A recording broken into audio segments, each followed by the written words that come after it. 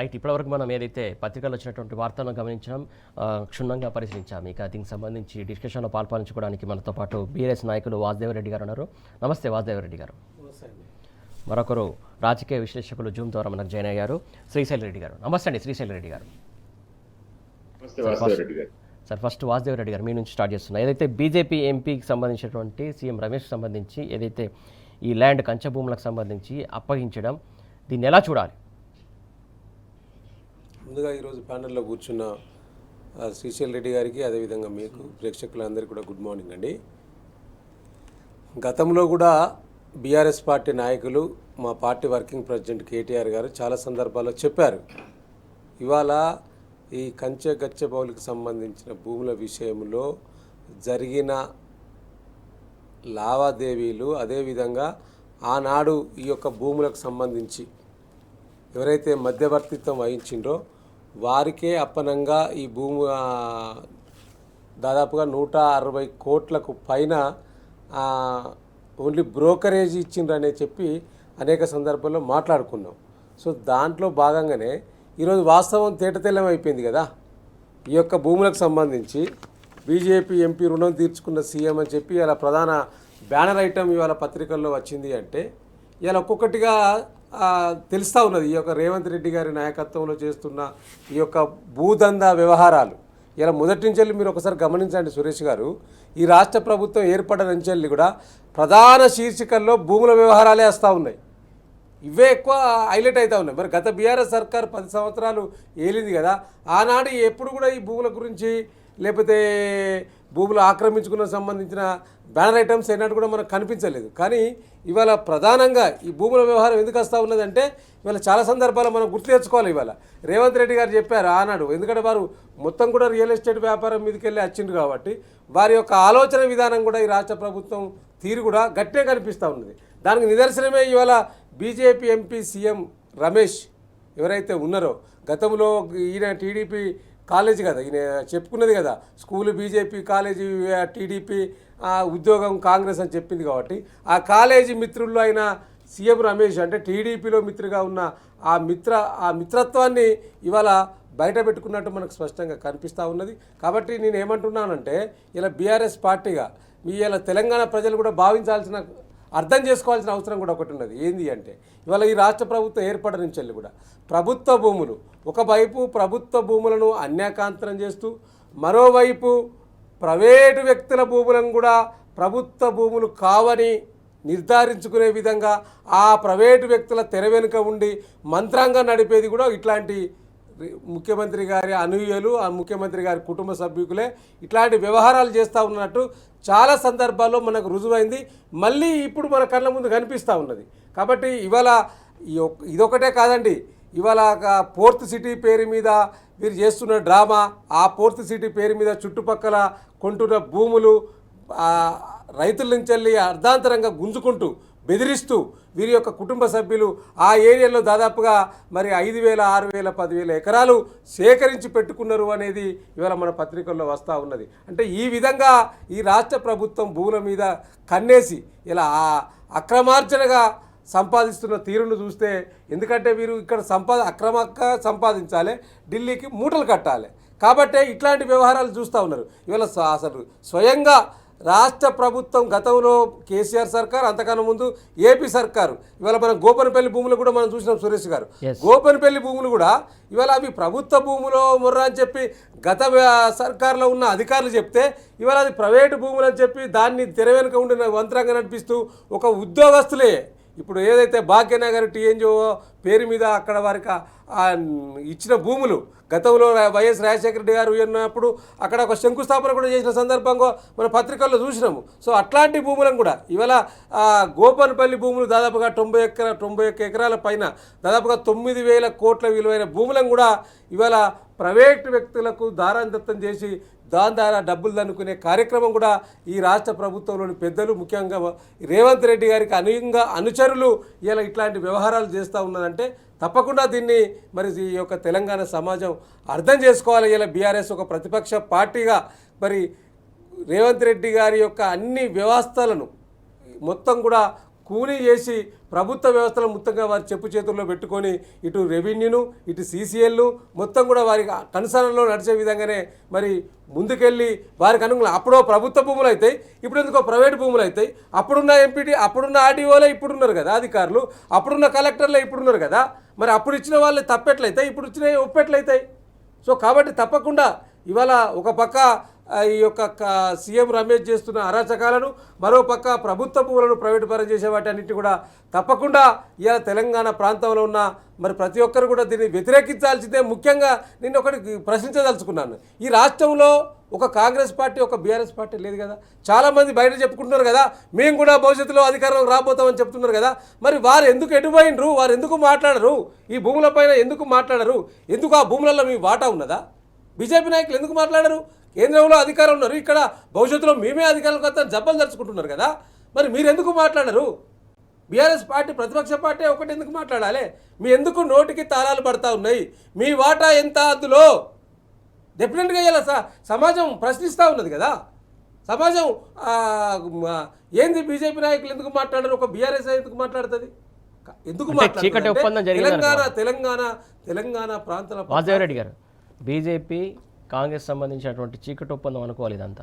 Definitely ఇలా చీకటి ఒప్పందం నడుస్తూ ఉన్నది కాబట్టి ఇలా తెలంగాణ రాష్ట్రంలో ఇలా మిగతా రాష్ట్రాలు వేరు, తెలంగాణ రాష్ట్రంలో వేరు, ఈ రెండు ఒకటైనా కూడా బలుకున్నాయి. కాబట్టి ఇక్కడ బండి సంజయ్ మాట్లాడు, కిషన్ రెడ్డి మాట్లాడు, వీటి మీద ఒక బీఆర్ఎస్ సర్కారే మాట్లాడుతుంది. బీఆర్ఎస్ సర్కార్ ఎందుకు మాట్లాడుతుంది అంటే తెలంగాణ ప్రజల అస్తిత్వంకు కేర్ ఆఫ్ అడ్రస్గా మిగిలింది ఇలా బీఆర్ఎస్ సర్కారు. కాబట్టి ఈ తెలంగాణ రాష్ట్రంలో అన్యాయానికి గురవుతున్న ప్రతి ఒక్క వ్యక్తికి, ప్రతి ఒక్క పౌరునికి మరి వారికి అండగా నిలిచేది ఇలా బీఆర్ఎస్ సర్కారు. కాబట్టి తప్పకుండా అవి హైడ్రా పేరు మీద ఆ పేదల ఇల్లు కూల్చినా, లేకపోతే మూసీ నది పేరు మీద పేదల గూడు కూల్చినా, లేకపోతే రైతుల భూములను గుంజుకున్న ఏ కార్యక్రమమైనా బీఆర్ఎస్ సర్కారు మాత్రమే ఇలా పేదలకు అండగా, గతంలో ఉన్న బీఆర్ఎస్ సర్కారు ఇప్పుడున్న బీఆర్ఎస్ ప్రతిపక్ష పార్టీ వారికి అండగా నిలుస్తున్నది స్పష్టంగా కనిపిస్తూ ఉన్నది. రైట్. శ్రీశైల్ రెడ్డి గారు, ఏదైతే 1665 కోట్ల విలువైనటువంటి ఫ్యూచర్ సిటీకి సంబంధించినటువంటి రోడ్డు సంబంధించి బీజేపీ ఎంపీకి ఇటు కాంగ్రెస్ ముఖ్యమంత్రి అప్పనంగా కట్టబెట్టాడు అనుకోవాలా ఏంటి? అసలు ఆయనకు రుణం తీర్చుకోవడానికి ప్రయత్నమా ఏంది అసలు ఇదంతా?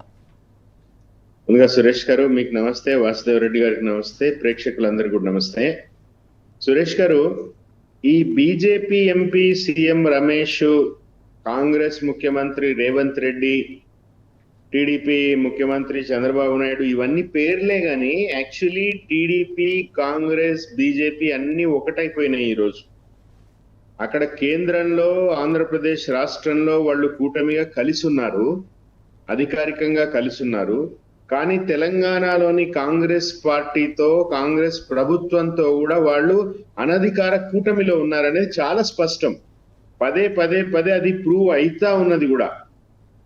ఇక్కడ కాంగ్రెస్ పార్టీ, కాంగ్రెస్ ప్రభుత్వం అంటే అది యాక్చువల్లీ రేవంత్ రెడ్డికి సంబంధించిన తెలుగుదేశం కాంగ్రెస్ పార్టీ, తెలుగుదేశం కాంగ్రెస్ ప్రభుత్వంగా మనం గుర్తుపెట్టుకుంటే ఇది తేట తెల్లమైపోతుంది.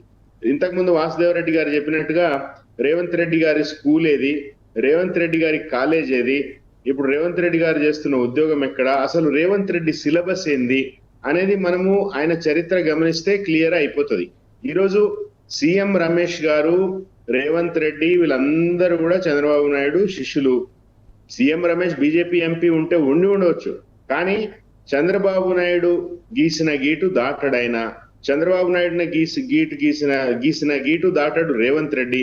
కాబట్టి మీకు ఒక ఉదాహరణ చెప్తా. రేవంత్ రెడ్డి గారు ఇప్పుడు కాదు, రేవంత్ రెడ్డి గారు తెలుగుదేశం పార్టీలో ఉన్నప్పటి నుంచి కూడా గతంలో కూడా ఇవే పనులు చేసిండు ఆయన. చంద్రబాబు నాయుడు అధికారంలోకి వచ్చినప్పుడు, రాష్ట్రం విడిపోయిన తర్వాత ఆంధ్రప్రదేశ్ రాష్ట్రంలో చంద్రబాబు నాయుడు అధికారంలోకి వచ్చినప్పుడు నెల్లూరు జిల్లాలో ఇట్లాగే ఒక కాంట్రాక్ట్ రేవంత్ రెడ్డి తీసుకున్నాడు. సోమిరెడ్డి చంద్రమోహన్ రెడ్డి స్థానిక నాయకుడు, సీనియర్ నాయకుడు, మంత్రిగా చేసిన అతన్ని కాదని చంద్రబాబు నాయుడు రేవంత్ రెడ్డికి 25% కమిషన్ ఇచ్చి రేవంత్ రెడ్డికి అది తీసుకుని ఇంకోళ్ళకి ఇచ్చిండు. ఇట్లాంటి దందాలు రేవంత్ రెడ్డి, నేను ఇంకోటి చెప్తున్నా, సీతక్క కూడా, సీతక్క ఆమె పెద్దగా చాలా ఏదో విప్లవ నాయకురాలుగా, మాజీ నక్సలైట్ గా ఏదేదో ఆమె బయట ఆమెకు చరిత్ర ఉన్నది. కానీ రేవంత్ రెడ్డి, సీతక్క కాబట్టే కదా వాళ్ళ అన్న చెల్లెల అభినవ బంధము, కాబట్టే చంద్రబాబు నాయుడుకి అభినందనలు అవన్నీ కూడా సో మనం గమనించాల్సింది ఏంటంటే ఈ రోజు తెలంగాణ ప్రజలు గమనించాల్సింది ఏంటంటే ఈ రోజు తెలంగాణ మీద ముప్పేట దాడి జరుగుతా ఉన్నది ఒకటి, నీళ్లు నిధులు నియామకాలు అన్ని తరలిస్తున్నారు ఒకటైతే, మనకి చాలా విలువైన మన భూములు అన్ని కూడా కొల్లగొడతా ఉన్నారు. 1665 కోట్ల ఫ్యూచర్ సిటీ పనులు భూములు అప్పగింత సీఎం రమేష్ కి కట్టబెట్టడం అనంటే ఇది మళ్ళీ రేవంత్ రెడ్డి చెప్పిండు తెలంగాణ సమైక్య పాలనలో బాగుండే అని ముఖ్యమంత్రి అయిన తర్వాత రేవంత్ రెడ్డి చెప్పింది గుర్తు చేస్తున్నాను నేను అందరికి ప్రేక్షకులకు కూడా. సో కాబట్టి ఈ రోజు మళ్ళా సమైక్య రాష్ట్రం, ఈ రోజు రాష్ట్రము నిజానికి తెలంగాణ రాష్ట్రం ఒక సెపరేట్ రాష్ట్రంగా ఏం లేదు సురేష్ గారు. ఈ రోజు ఆంధ్రప్రదేశ్ లో నైసర్గికంగా భౌగోళికంగా కాకపోయినా అన్ని రకాలుగా ఆంధ్రప్రదేశ్ లో కలిసిపోయింది ఈ రోజు తెలంగాణ రాష్ట్రం రేవంత్ రెడ్డి పరిపాలనలో. మీరు చూడండి సీఎంఓలో కానీ సెక్రటేరియట్ లో కానీ రేవంత్ చుట్టూ కానీ రేవంత్ కి పైన ఆర్డర్లు ఇచ్చే వాళ్ళు కానీ అందరు కూడా మొన్న ఢిల్లీలో కూడా చూసినాం పడి చేస్తున్నాడు. కంచగచ్చిబౌలి భూముల్లో 10,000 కోట్ల రూపాయల కుంభకోణం జరిగిందని సుప్రీంకోర్టు నియమించిన ఎంపవర్మెంట్ కమిటీ చెప్తే కూడా ఇప్పటి వరకు చర్యలు లేవు. ఇదే నరేంద్ర మోడీ అమిత్ షా గతంలో కాంగ్రెస్ పార్టీ తెలంగాణ కాంగ్రెస్ పార్టీకి ఏటీఎం లా మారిందని అన్నవాళ్ళు ఆ తర్వాత ఎందుకు మిన్నకున్నారు? చంద్రబాబు నాయుడు చక్రం తిప్పడం వల్ల కదా. రేపు రేవంత్ రెడ్డి మనవాడు బీజేపీ ముఖ్యమంత్రిగా ఉంటాడు, మనకు పనికొస్తాడు, మన కూటమి అభ్యర్థిగా ఉంటాడు, మళ్ళీ మన దాష్టికం మన పరిపాలన నడుస్తుంది తెలంగాణలో అని వాళ్ళక బ్లూ ప్రింట్ వేసుకుని ఉండడం వల్లనే కదా ఈరోజు అంతగా ఆరోపించిన మోదీ షా కూడా సైలెంట్ గా ఉన్నారు. పొంగులేటి శ్రీనివాస్ రెడ్డి మీద దాడులు చేసిన తర్వాత అవి ఎందుకు బయటకు రాకుండా పోయినాయి, ఎందుకు మళ్ళీ స్కాట్ ఫ్రీగా తిరుగుతా ఉన్నారు పొంగులేటి శ్రీనివాస్ రెడ్డి? ఇవన్నీ కూడా మనము గమనిస్తే మనకు చాలా స్పష్టంగా అర్థమవుతున్నది. 2 జాతీయ పార్టీలు అవతల టీడీపీ పార్టీతో కలిసి ఆంధ్రప్రదేశ్ లో తెలంగాణలో కేంద్రంలో కూడా ఒక మహాకూటమి అంటారు కానీ అది యాక్చువల్ గా ఒక ముఠా, దోపిడీ ముఠా ప్రభుత్వాన్ని తెలంగాణలో పనిచేస్తా ఉన్నారు. ప్రధానంగా ఏదైతే కాంగ్రెస్ ప్రభుత్వం పాలన గాలికి వదిలేసింది అనుకోవాలా లేకుంటే ఏంటి అనుకోవాలో అర్థం కాదు. కబ్జాలు వసూళ్లు వీటికి సంబంధించి ఎక్కువ ఇంట్రెస్ట్ చూపిస్తున్నారు. ముఖ్యంగా ఇక్కడ సరే చూసుకున్నట్లయితే ఇక్కడ ఏదైతే 9,000 కోట్లకు సంబంధించినటువంటి భూమి కబ్జాపై ఏది గోపన్పల్లికి సంబంధించి ఇక్కడ ప్రధానంగా హైడ్రా అక్కడికి పోలేదు, హైడ్రా సైలెంట్ అయిపోయింది. నెక్స్ట్ ఇంకా అధికారులు అక్కడ నిరసన వ్యక్తం చేస్తున్నా కూడా స్పందన కరువైపోయింది. అంటే అందరు ఒక్కటై తలెంత దోచేసుకుందాం అనే ఒక ఆలోచన ఉన్నారా? ఇప్పుడు ఇవాళ మనం మాట్లాడుకోవాల్సిన అంశం కూడా గతంలో బీఆర్ఎస్ ఉన్నప్పుడు ఇష్టం వచ్చినట్టు విమర్శించిన నాయకులు బీజేపీ నాయకులు కూడా గతంలో మొత్తం బదనాం చేసిండ్రు. కానీ ఈనాడు కాంగ్రెస్ అధికారంలోకి వచ్చినాక మనం మాట్లాడుకోవాలి ఈ చర్చ. ఎందుకంటే ఒక పక్క గోపన్పల్లి భూములు, మరో పక్క గచ్చిబౌలికి సంబంధించిన భూముల విషయంలో 10,000 కోట్ల కుంభకోణం జరిగిందని డైరెక్ట్ సుప్రీంకోర్టు ఎంపవర్ కమిటీ చెప్పిన సందర్భం కూడా ఉన్నది. దాని మీద బీజేపీ నాయకులు మాట్లాడరు, ఏం మాట్లాడరు. సో ఇవాళ మనకు బట్టబయలైంది కదా, 1665 కోట్ల ఫ్యూచర్ సిటీ పనులను సీఎం రమేష్ కప్పగా చెప్పడం అనేది గతంలో కేటీఆర్ గారు చెప్పిన అదే ఇవాళ నిజమైంది. సో దాంట్లో భాగంగానే ఈ గోపన్పల్లికి సంబంధించి గతంలో కలెక్టర్ ఇస్తారు, కలెక్టర్ ఆర్డీఓ ఉత్తర్వులు ఇస్తారు. ఆ ఉత్తర్వులన్నీ ఇవాళ బేకతారవుతాయి. ఇవాళ ఇవాళ స్ట్రేట్కి వచ్చాను. ఇవాళ గచ్చిబౌలికి సంబంధించి రేవంత్ రెడ్డి గారు ఏం చెప్పారు? మేము కొట్లాడి సాధించడం గవర్నమెంట్ భూమిని మేము కోట్లకెళ్ళి గట్టిగా కొట్లాడినామన్నాడు కదా. మరి ఎందుకో ఈ 91 ఎకరాల గోపన్పల్లి భూమి ఎందుకు కొట్లాడతలేవు? ఇది కూడా పక్కకే ఉన్నది కదా. గచ్చిబౌలి ఏదైతే సెంట్రల్ యూనివర్సిటీ భూములు ఉన్నాయో దాని పక్కకే ఈ 91 ఎకరాలు ఉన్నది కదా. మరి ఇది ఎందుకో గవర్నమెంట్ ఎందుకు కాదు? ఇది ఇప్పుడే కొత్త కాదు, ఇది ఉమ్మడి ఆంధ్రప్రదేశ్ నుంచి కూడా నడుస్తూ ఉన్నది, కోర్టులో వ్యవహారం నడుస్తూ ఉన్నది. ఇదేదో ప్రైవేటు వ్యక్తులకు సంబంధించి ఆ సుప్రీంకోర్టు కూడా ప్రైవేటు వ్యక్తులకు ఇవ్వలేదు. ఇచ్చిండ్రని ఆ వ్యక్తులు ఎవరైతే ఇది మా భూమి అని చెప్పి ఎవరైతే కొట్లాడుతూ ఉన్నారో కోర్టులో వారికి ఎందుకు మీరు వత్తాసు పలుకుతూ ఉన్నది? తెర వెనుక ఎందుకు మంత్రాంగం నడిపిస్తూ ఉన్నారు? ఇది స్వయంగా మాకు కేటాయించారు మొర్రో అని చెప్పి ఇలా టీఎన్జిఓకి సంబంధించిన భాగ్యనగర్ ఎన్జిఓలు ఎవరైతే ఉన్నారో ఆనాడు ఉమ్మడి ఆంధ్రప్రదేశ్లో కేటాయించమని చెప్పి శిలాఫలకాలు కూడా అక్కడ ఉన్నాయి కదా. రాజశేఖర రెడ్డి గారి శిలాఫలకం నిన్న 100 ఫీట్ల రోడ్ అక్కంచే లేచిండు కదా. మరి ఎందుకు హైడ్రా కనిపించలేదు? ఇది ఎందుకు హైడ్రా అటు వైపు ఎందుకు పోతలేదు? సో గతంలో బీఆర్ఎస్ సర్కార్ ఉన్నప్పుడు కూడా అక్కడ ఏం జరిగింది అంటే ఈ యొక్క ప్రభుత్వ భూములు అక్కడ పేదలు గుడిసెలు వేసుకుంటే కూడా వారికి డబుల్ బెడ్రూమ్లు కేటాయించింది అక్కంచెల్లి పంపించి, ఇది ప్రభుత్వ భూమి అని చెప్పి వారికి నష్టం జరగకూడదని చెప్పి కేసీఆర్ గారి నాయకత్వంలో వాళ్ళకి అక్కంచెలు తరలించి డబుల్ బెడ్రూమ్లు కేటాయించిన సందర్భం కూడా మన కళ్ళ ముందు కనిపిస్తున్నది కదా. మరి ఎందుకో ప్రభుత్వం మాట్లాడది. ఇవాళ గతంలో పార్లమెంట్ ఎన్నికల ముందు వచ్చి నరేంద్ర మోడీ గారు ఆర్ఆర్ ట్యాక్స్ నడుస్తూ ఉన్నది. కాంగ్రెస్ నాయకులు కాంగ్రెస్ ఢిల్లీకి ఏటీఎంలా మారింది తెలంగాణ అని చెప్పి నరేంద్ర మోడీ గారు అంటారు. ఆ తర్వాత ఈయన అమిత్ షా గారు కూడా అదే చెప్తా ఉంటాడు. ఇక్కడ ఈ రాష్ట్రంలో తెలంగాణ రాష్ట్రంలో ఢిల్లీకి ఏటీఎం ఒకటే ఉన్నది, తర్వాత ఆర్ఆర్ ట్యాక్సీ వసూలు చేస్తుందని నరేంద్ర మోడీ అంటారు. మరి మీరు ఈ విధంగా చెప్పిన మీరు మరి ఎందుకు ఇక్కడ జరుగుతున్న తతంగం గురించి మీరు ఎందుకు ఇంటెలిజెన్స్ రిపోర్ట్ తెప్పించుకుంటలేరు? ఎందుకు మీ పార్టీ నాయకులు బీజేపీ నాయకులు కిషన్ రెడ్డి గారు కావచ్చు, బండి సంజయ్ కావచ్చు, లేకపోతే ఇంకా మిగతా ఎంపీలు గెలిచిన ఎంపీలు 8 మంది ఉన్నారు కదా, 8 మంది ఎమ్మెల్యేలు ఉన్నారు కదా, ఎందుకు మాట్లాడరు ఈ భూములపైన, ఈ భూముల వ్యవహారాలపైన? మీకు వాటాలు ఉన్నాయని అనుకోవాలా సమాజం?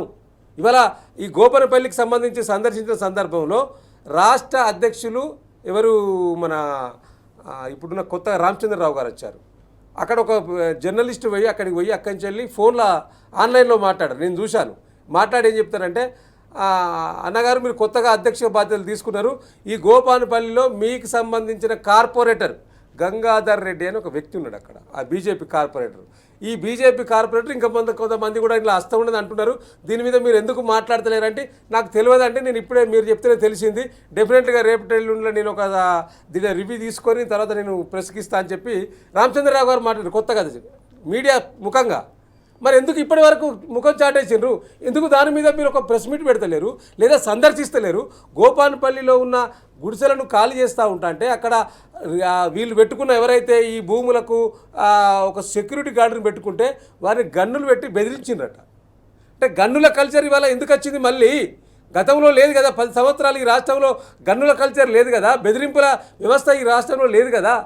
ఎందుకు అంటే ఇవాళ రేవంత్ రెడ్డి గారు ఇలా హోంశాఖను అదేవిధంగా మున్సిపాలిటీని ఈ యొక్క శాఖను ఆయన తన ఆధీనంలో పెట్టుకొని, ఎందుకంటే ఇంకో మంత్రి ఉంటే ఇంకెవరి చేతులకు పోతాడు కావచ్చు, ఇంకెవరు చెప్పిందో ఇంటడు కావచ్చు అని చెప్పి ఇంపార్టెంట్ శాఖలన్నీ కూడా ఆదాయ వనరులు వచ్చేటి, ముఖ్యంగా పోలీస్ వ్యవస్థ వాళ్ళ కంట్రోల్ ఉంటే ఎంతైనా దోసుకోవచ్చు, ఏదైనా దోసుకోవచ్చు అనేది ఇవాళ మాట్లాడాలి బీజేపీ నాయకులు.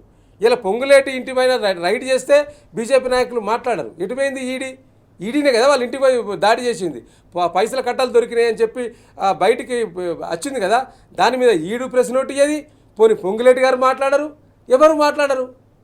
అంటే రాష్ట్రంలో ఏం జరుగుతున్నది? దీన్ని బట్టి తెలుస్తుంది కదా మీ చీకటి ఒప్పందం, బీజేపీ కాంగ్రెస్ చీకటి ఒప్పందం స్పష్టంగా బయటపడ్డది కదా. కాబట్టి ఇవాళ డెఫినెట్గా ఇలా కాంగ్రెస్లో ముఖ్యంగా రాహుల్ గాంధీ గారు దీని మీద స్పందించాల్సిన అవసరం ఉన్నది. కంచె బచ్చబౌలి భూములకు సంబంధించి 400 ఎకరాలలో మధ్యవర్తిత్వం వహించి మరి ఆ 1665 కోట్ల పనులను అప్పచెప్పింది కదా సీఎం రమేష్కు.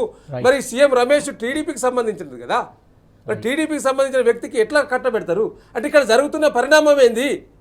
డెఫినెట్గా రాహుల్ గాంధీ గారికి ఇక్కడ ఉన్న సీనియర్ కాంగ్రెస్ నాయకులు మీరు చెప్పండి, తెలియజేయండి ఏం జరుగుతున్నది రాష్ట్రంలో. రైట్ అండి వాసుదేవ్ రెడ్డి సో గారు, వీటన్నిటిపైన కూడా తప్పకుండా నిజ నిర్ధారణ ఇప్పటికే జరుగుతూ ఉన్నది. తప్పకుండా దోషులను శిక్షించాల్సిన బాధ్యత ప్రభుత్వం పైన ఉన్నా కూడా ఇలా మన ఏంది అది ఏమంటారు దొంగెద్దు పోయి చేట్ల పడ్డట్టు ఇవాళ ఈ యొక్క వీళ్ళే పోయి మొత్తం భూముల మీద పడి మొత్తం భూబకాసరుల లెక్క ఈ యొక్క వ్యవహారం నడుస్తున్న చర్యని తప్పకుండా అందరూ వ్యతిరేకించాల్సిన బాధ్యత అయితే ఉన్నది. రైట్, భూబకాసురుడిగా మారాడని చెప్పేసి సీఎం రేవంత్ రెడ్డి పైన వాసుదేవ్ రెడ్డి గారు తీవ్రమైన ఆరోపణలు చేస్తున్నారు. ప్రధానంగా చూసుకున్నట్లయితే గత ప్రభుత్వ 10 ఏళ్ల బీఆర్ఎస్ పాలనలో ఎక్కడైతే భూమి ఉంటే ఆ భూమిలో శంకుస్థాపనలు జరిగేవి. ఏదైతే కొత్త ప్రాజెక్టు తీసుకురావడం కావచ్చు, లేకుంటే ఇంకా రకరకాల తెలంగాణకు ఉపయోగపడేటువంటి ప్రాజెక్టులకు సంబంధించి శంకుస్థాపనలు జరిగేవి, ఇనాగ్రేషన్ జరిగేవి. చాలా చోట్ల కలెక్టరేట్ జిల్లాకు ఒక కలెక్టర్ భవనాలు కట్టారు, అభివృద్ధి జరిగింది. కానీ ఇప్పుడు మాత్రం కబ్జాకు గురవుతుంది భూమి. ఆలయాలు డెవలప్ అయ్యాయి, కానీ ఇక్కడ ఆలయాలు గురించి మరీ కబ్జా చేస్తారు. ఏదైతే గత 10 ఏళ్ల బీఆర్ఎస్ పాలనలో భూమి కనబడితే ఆ భూములలో శంకుస్థాపన జరగడం, లేకుంటే అభివృద్ధి జరగడం, లేకుంటే బిల్డింగ్స్ కట్టడం, ప్రభుత్వ కార్యాలయాలు నెలకొల్పడం జరిగింది. కానీ అలాగే దాంతో పాటుగా ఏదైతే ఆలయాలను కూడా తీర్చిదిద్దడం జరిగింది. దేశానికే తలమానికంగా తీర్చిదిద్దారు యాదగిరిగుట్ట టెంపుల్ బీఆర్ఎస్ పాలనలో కేసీఆర్ గారు. సో ఇప్పుడు ఏదైతే గుడి కనబడితే ఆ గుడిని కూర్చేసి గుడిలో లింగాన్ని కూడా కాజేసే పరిస్థితి కనబడుతుంది. ఇక్కడ ఏదైతే హైదరాబాద్ ఎమ్మెల్యే కాలనీలో ఉన్నటువంటి ఒక భూమిలో ఉన్నటువంటి గుడిని కూల్చేసి కబ్జా చేసే ప్రయత్నం జరిగింది. శ్రీశైల్ రెడ్డి గారు, యా, దీని అంతా ఎలా చూడాలి మనం ఇప్పుడు?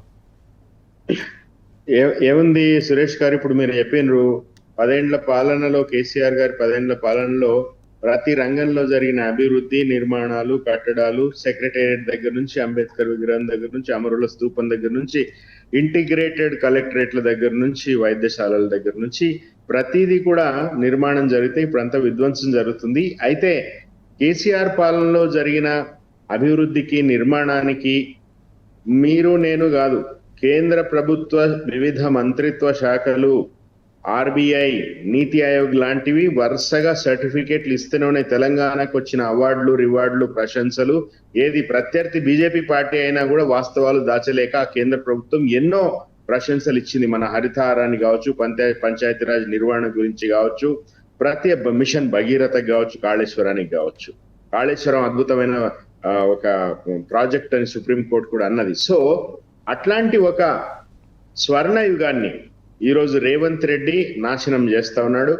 రేవంత్ రెడ్డి ద్వారా చంద్రబాబు నాయుడు, నరేంద్ర మోడీ నాశనం చేయిస్తా ఉన్నారు తెలంగాణని. ఎందుకంటే వాళ్ళు పుట్టు వ్యతిరేకులు తెలంగాణకు. నరేంద్ర మోడీ, చంద్రబాబు నాయుడు ప్రధానమంత్రి పార్లమెంట్ లోనే ఎన్నో సార్లు తెలంగాణ మీద విషం గక్కినోడు. మనకు ఎలాంటి కేటాయింపులు, పునర్విభజనలో పడ్డ హామీలు ఏమి కూడా మనకు నెరవేర్చని వాళ్ళు. అదొక అంశం. అయితే రెండోది, కేసీఆర్ గారు, నేను ఒక ఉదాహరణ చెప్తా. ఆయన ముఖ్యమంత్రిగా ఉన్న కాలంలో బీఆర్ఎస్ పార్టీ ఎమ్మెల్యే ఒక ఆయన ఇట్లాగే ఏదో భూములకు సంబంధించిన ఏదో కింద మీద చేస్తున్నాడని కేసీఆర్ గారికి అర్థమయ్యి స్ట్రిక్ట్ ఇన్స్ట్రక్షన్స్ ఆ డిపార్ట్మెంట్స్ కి ఇచ్చేసి ఆ భూములను కాపాడిండు.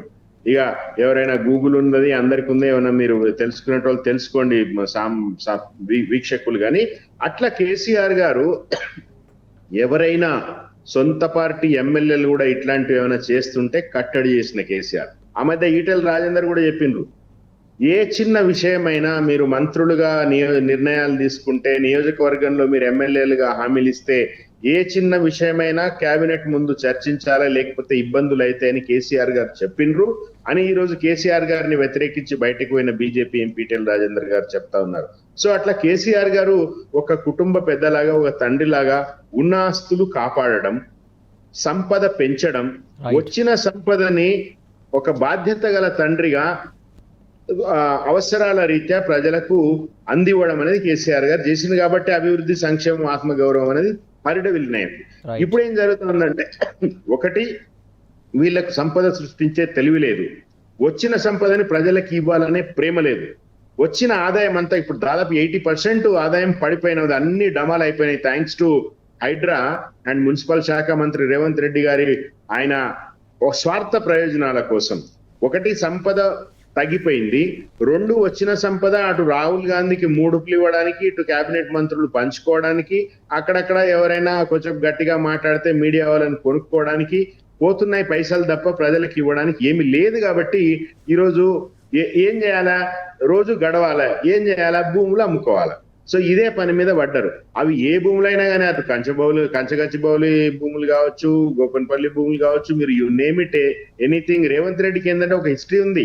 ఆయన మొదటి నుంచి కూడా ఈ ఆర్టీఐ యాక్ట్ ని నమ్ముకున్నవాడు. బహుశా అందుకైనా కాంగ్రెస్ పార్టీకి ఆర్టీఐ చట్టం తెచ్చినందుకు కృతజ్ఞుడుగా ఉంటాడేమో. ఆర్టీఐ పెట్టేసి ఎక్కడెక్కడ భూములు ఉన్నాయో తెలుసుకోవడం, ఏమి లిటిగేషన్ లో ఉన్నాయో తెలుసుకోవడం, వాళ్ళని బెదిరించడం, ఎక్స్ట్రాక్షన్స్ చేయడమే రేవంత్ రెడ్డి పని. ప్రధానంగా ఆయనకు తెలిసిన పని కదా ఒకటే. సో కాబట్టి అది విజయవంతంగా చేస్తున్నాడు. బహుశా ఆ విజయవంతంగా చేస్తూ అందించాల్సిన డబ్బులు రాహుల్ గాంధీకి సరిగ్గా అందిస్తున్నాడు. కాబట్టి రాహుల్ గాంధీ మొన్న అన్నాడు, రేవంత్ రెడ్డి నా అంచనాలకు మించి పని చేస్తున్నాడు. అంతకంటే ఏం లేదు. ఇక్కడ వచ్చి చూస్తే తెలుస్తుంది, చిక్కడపల్లికి వస్తే తెలుస్తుంది రాహుల్ గాంధీని విద్యార్థులు ఎట్లా తరిమి కొడతారో, వికారాబాద్ కలెక్టర్ ని లగచర్ల రైతులు తరిమి కొట్టినట్టుగా. సో కాబట్టి ఈ రోజు ఏంటంటే పూర్తిగా తెలంగాణని సర్వనాశనం చేయడానికి కంకణం కట్టుకున్న రేవంత్ రెడ్డి అటు కుడి ఎడమల తోడుగా చంద్రబాబు నాయుడు, నరేంద్ర మోడీ ఉండి దీన్ని నడిపిస్తా ఉన్నారు. ఖచ్చితంగా ఈ రోజు రేవంత్ రెడ్డి ప్రభుత్వాన్ని, కాంగ్రెస్ పార్టీని మరో 20 సంవత్సరాల పాటు పొందబెట్టడానికి ప్రజలైతే సిద్ధంగా ఉన్నారు. మీ దగ్గరకు వస్తాం మళ్ళీ ఒక నిమిషం అండి. వాసుదేవరెడ్డి గారు, ప్రధానంగా ఏదైతే దళిత సోదరుని అవమానించినటువంటి ఘటన ఏప్రిల్లో చూసాం. ఏదైతే కేటీఆర్ గారు నిన్న అదే ప్లేస్లో అతనికి సన్మానం చేయడం, గౌరవించడం, ఇది దీన్ని ఎలా చూడాలి మనం? దీనికి పోయేముందు ఒకటే నిమిషం, నేను ఒకటే 30 సెకండ్స్ మాట్లాడుతాను. ఈ యొక్క అమ్మవారి ఆలయాన్ని కూల్చేయడం ఏదైతే ఉందో, రైట్, చెప్పండి. ఎమ్మెల్యే కాలనీకి సంబంధించి ఇప్పుడు అడ్డస్తే అడవులనైనా లేదా అమ్మవారినైనా వదిలేది లేదని చెప్పి ఇలా కాంగ్రెస్ ప్రభుత్వం నిరూపించుకున్నది. ఎందుకంటే ఇలా అమ్మవారిని ఎవరైనా టచ్ చేస్తే ఇమీడియట్లీ ఆలే బీజేపీ నాయకులు మరి ఎందుకో స్వయంగా ఎమ్మెల్యే కాలనీకి ఆనుకొని ఉన్న 12 ఎకరాల భూమి పైన కన్నుబడిన ఈ ప్రభుత్వ పెద్దలది.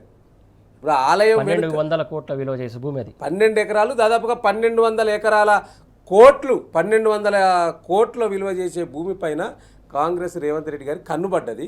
అది దానికి అమ్మవారి అడ్డొచ్చింది. ఆ అడ్డొచ్చిన అమ్మవారిని కూల్చేసి మొన్నటిదాకా శ్రావణ మాస బోనాలు అక్కడ చేసిర్రు అమ్మవారికి, అక్కడ స్లాబ్ వేసిర్రు, ఆషాఢ బోనాలు చేసిర్రు, అక్కడ స్లాబ్ వేసిర్రు. ఆ స్లాబ్ వేసిన దాన్ని ఇమీడియట్లీగా అర్ధరాత్రి వెళ్ళి కూల్చోవడం ఏందండి? మరి బీజేపీ నాయకులు, ఈ యొక్క సంఘ పరివారు, ఆర్ఎస్ఎస్ ఇట్లాంటి కొంతమంది ఉన్నారు ఈ సిటీలో. ఎక్కడన్నా అమ్మవారికి ఏదైనా జరిగితే వెంటనే పోయి అక్కడ కాషాయ జెండా పెట్టేస్తారు, ఆడ పోయి లొల్లి పెడతారు కదా. మరి ఎందుకో మాట్లాడతలేరు దీని మీద? స్వయం అమ్మవారంటే కేర్ ఆఫ్ అడ్రస్ మేమే అని చెప్పుకుంటారు కదా బీజేపీ నాయకులు. ఎటుపోయిండ్రు ఇప్పుడు? స్వయాన ఎమ్మెల్యే కాలనీ ఆనుకొని ఉన్న 12 ఎకరాల మీద మరి మళ్ళీ కన్నుబడ్డది కదా ఈ ప్రభుత్వానికి. అంటే ఇక్కడ ఏ అధికారులు రారండి ఇక్కడికి. ఈ పేదల గుడిసెలు కూల్చడానికి మాత్రం రెవెన్యూ అధికారులు వస్తారు, హైడ్రా వెళ్తుంది, మిగతా వాళ్ళందరూ కూడా అక్కడనే పోయి తిష్ట పెడతారు. వాళ్ళకు హైకోర్టు, సుప్రీంకోర్టు నుంచి వెళ్ళి, హైకోర్టు నుంచి వెళ్ళి స్టే ఆర్డర్స్ ఉన్నా వాటిని పట్టించుకోరు. అవిటి చూడరు. కూల్చేయాలంటే కూల్చేయాలి. కానీ ఇట్లాంటి వాటి మీద మాత్రం అధికారుల కన్ను ఉన్నది. స్పష్టంగా మనకు తేలిపోతుంది. దీన్ని బట్టి ఏంటంటే ఇప్పటిదాకా మన శైలేష్ రెడ్డి గారు చెప్పినట్టు ఈ రాష్ట్ర ముఖ్యమంత్రి గారు, ఎందుకంటే వారు రియల్ ఎస్టేట్ నుంచి వెళ్ళి వచ్చిన రంగం నుంచి వెళ్ళి వచ్చిండ్రు కాబట్టి ఎక్కడెక్కడ ఎలాంటి భూములు ఉన్నాయి, ఈ భూమి ఎక్కడున్న సంగతి కూడా తెలియదు ఎవరికి. కానీ ఆయన మొత్తం గూగుల్లో, గతంలో కేసీఆర్ గారు ఈ మొత్తం గూగుల్లో సెర్చ్ చేసి ఎక్కడెక్కడ పడావు భూములు ఉన్నాయో ఆ పడావు భూములను బ్రహ్మాండంగా సాగుకు అనుకూలంగా మార్చడానికి ఆలోచన చేసినారు ఆనాడు వారు.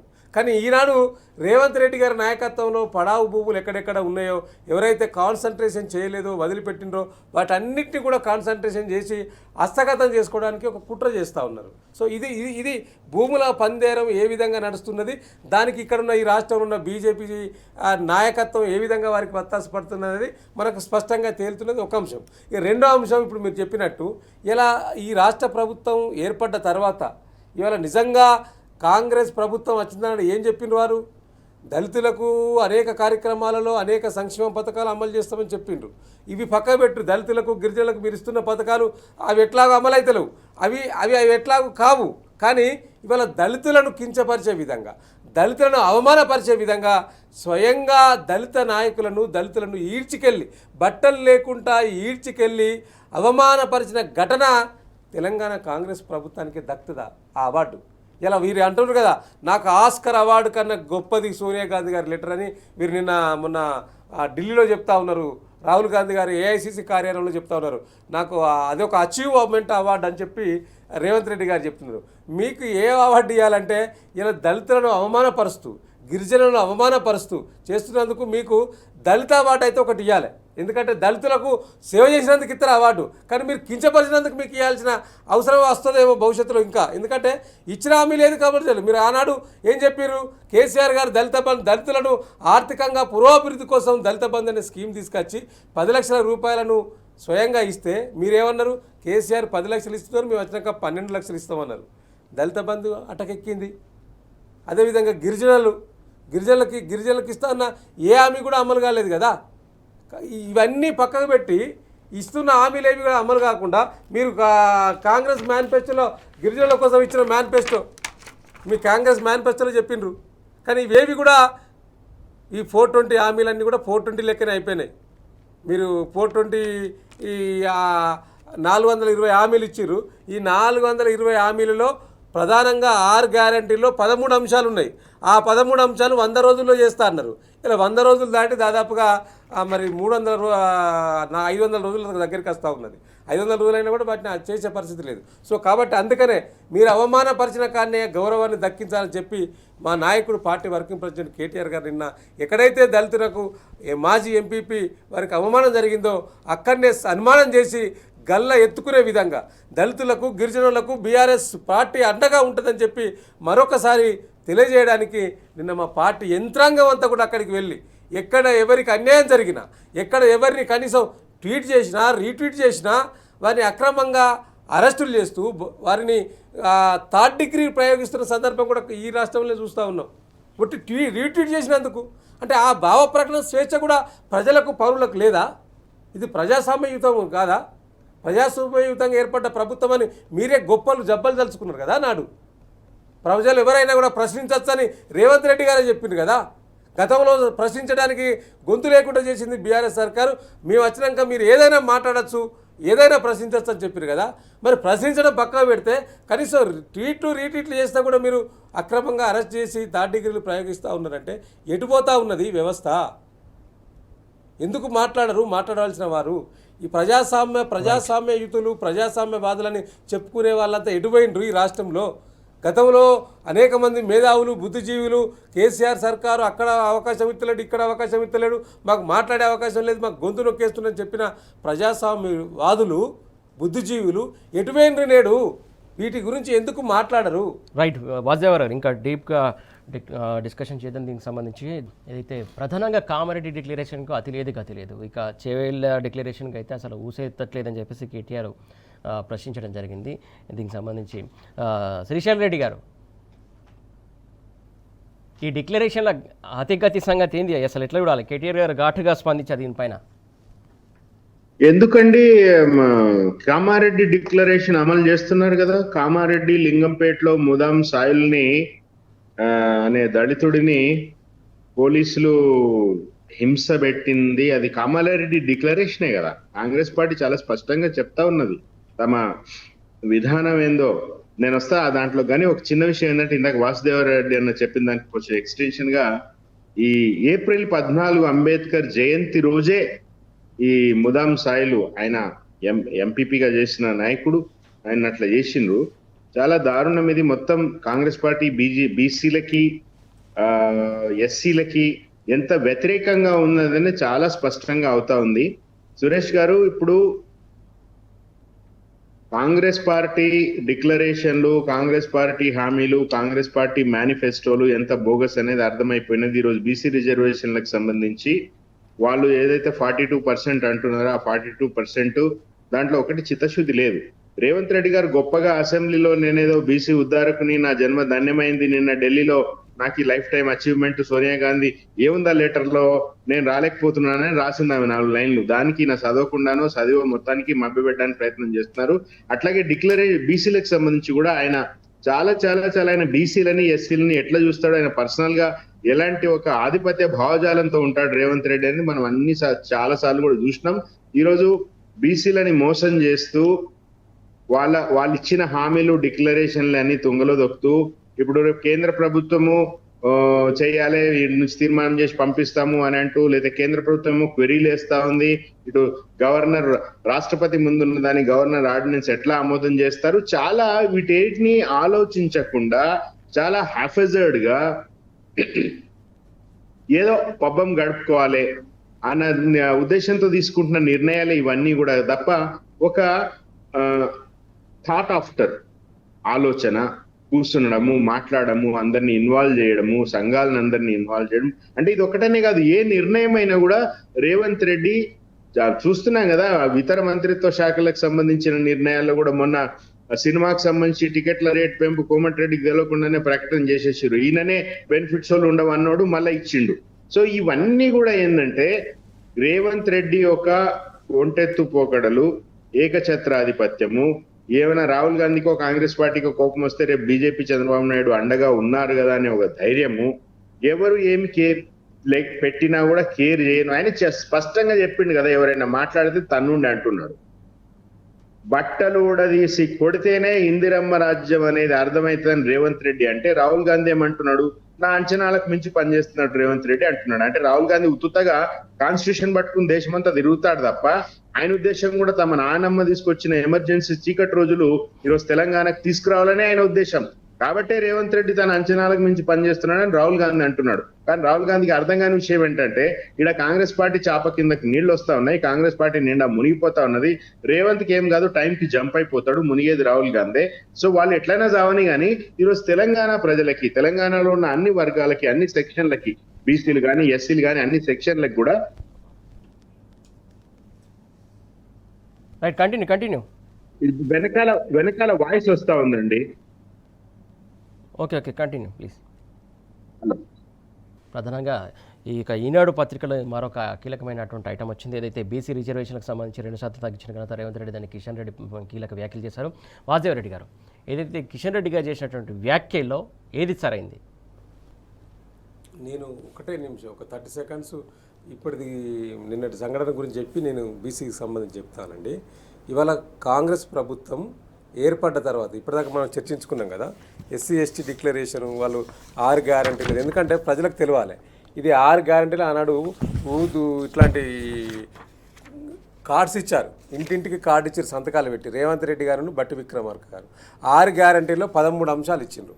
ఈ 13 అంశాలలో ఏ ఒక్క హామీ కూడా అమలు కాలేదు. ఇది ఇది ఇది ఇది ఇట్లా ఉంటే చేవెళ్ళ ఎస్సీ ఎస్టీ డిక్లరేషన్ ఇది ఎక్కడ కూడా అమలు చేసిన సందర్భం లేదు. అందుకని ఇంతకుముందు మీ శైలేశ్వర రెడ్డి గారు చెప్పారు, ఇటు కామారెడ్డి డిక్లరేషన్లో ఏం చెప్పారు, వీళ్ళే చెప్పారు కదా, బీసీలకు 42% అమలు చేస్తాం, అమలు చేసినాకనే ఎన్నికలకు పోతాం అన్నారు.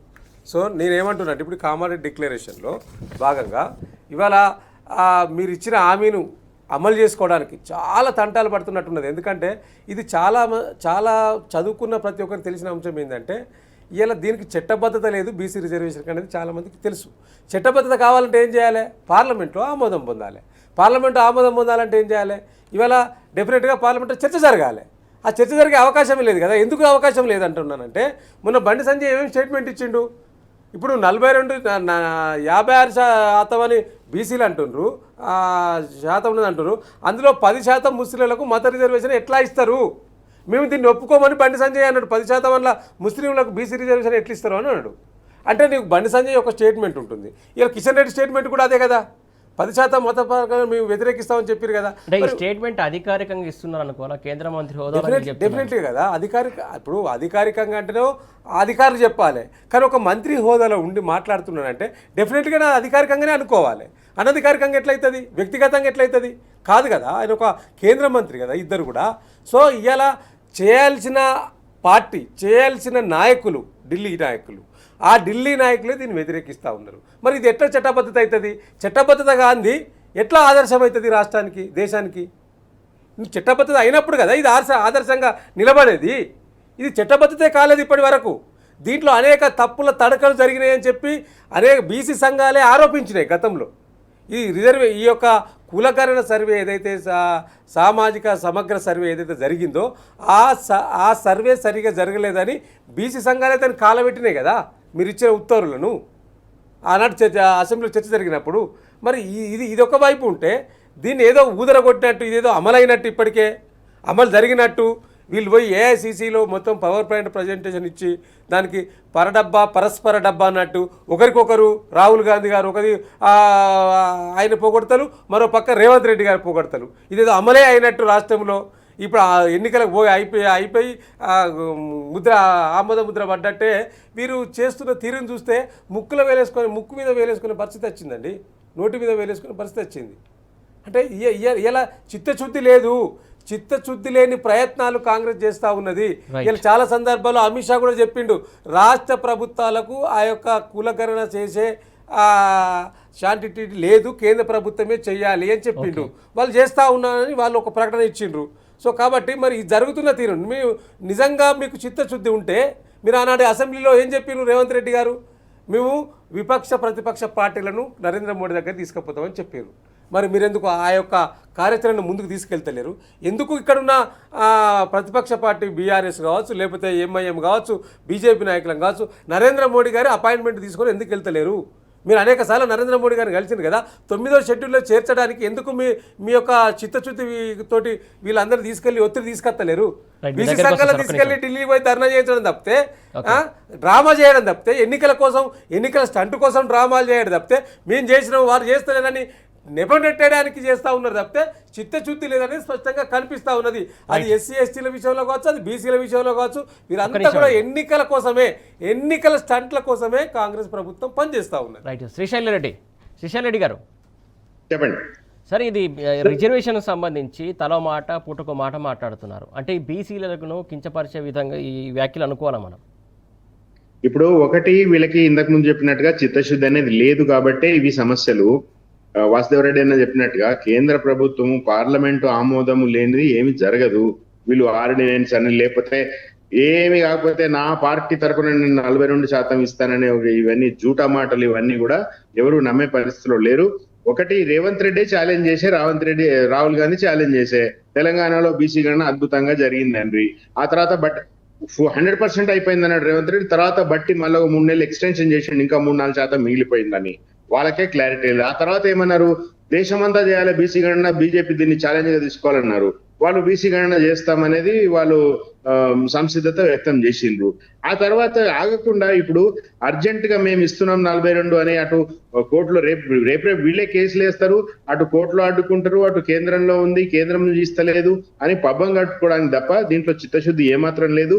కాంగ్రెస్ పార్టీకి సంబంధించిన ప్రతి పాలసీలో ఒక పారాలిసిస్ ఎట్లా ఉంటుందో, ఏది కూడా ఒక చాలా హరస్వ దృష్టితో అప్పటికప్పుడు తెల్లారి వార్తల్లో ఉండాలి మేము అని ఒక యావ తప్ప ఏదైనా లాంగ్ టర్మ్ లో ఏదైనా చేద్దాం జనాలకు అనేది ఏమి లేకపోవడం వల్ల, ఈ విధాన నిర్ణయాలు సరిగ్గా ఉండకపోవడం, ప్రణాళిక లోపం వల్ల ఇవన్నీ కూడా జరుగుతూ ఉన్నాయి.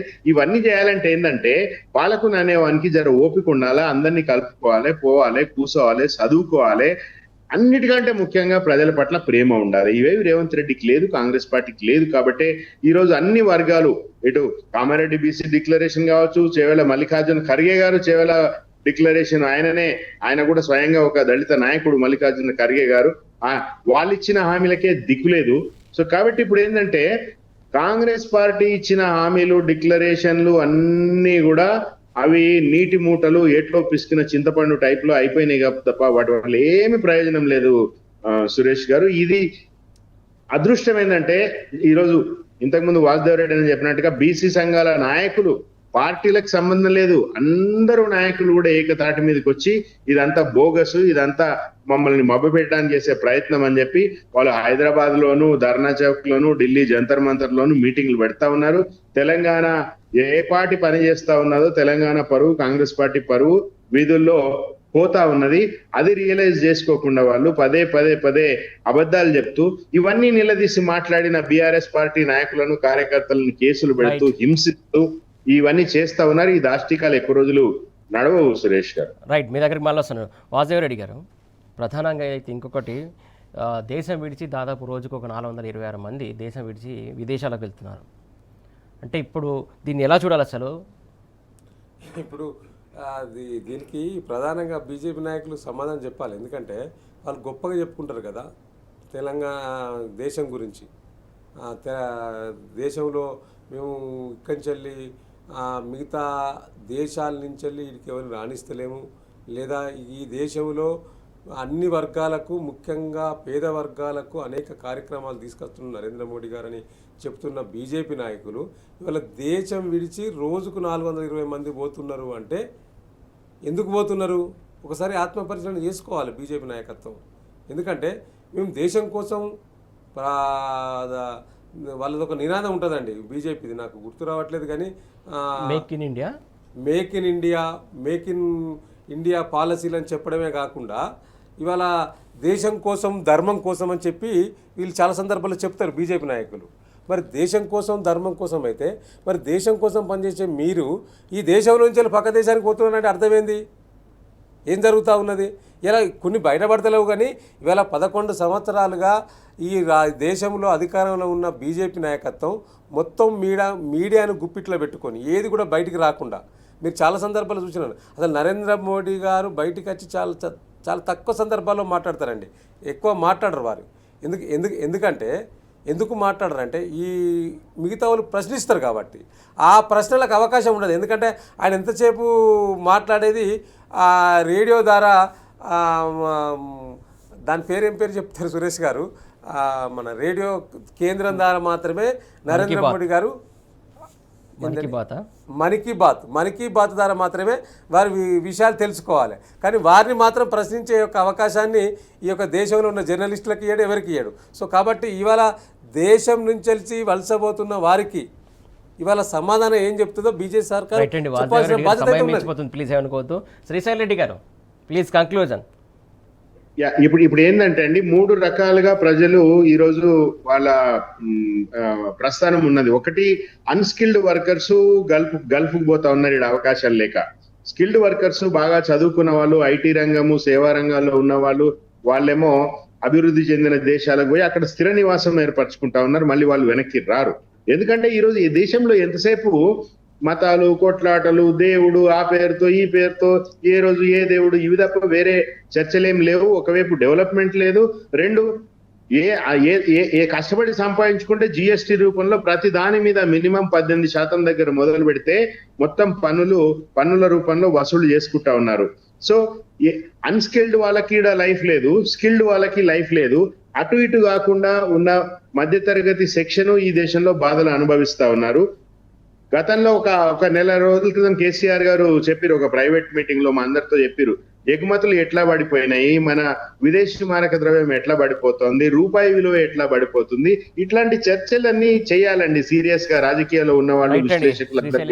ఈ రోజు ఈ దేశము సర్వనాశనం కావడానికి వాళ్ళు ఏక్ భారత్ శ్రేష్ఠ భారత్ అనేది. Thank you so much Vasudev Reddy గారు, అలాగే శ్రీశైల్ రెడ్డి గారు, థ్యాంక్ యూ సో మచ్ అండి. ఇది ఇవాల్టి వార్తలు వాస్తవాలు. చూస్తూనే ఉండండి టీ న్యూస్.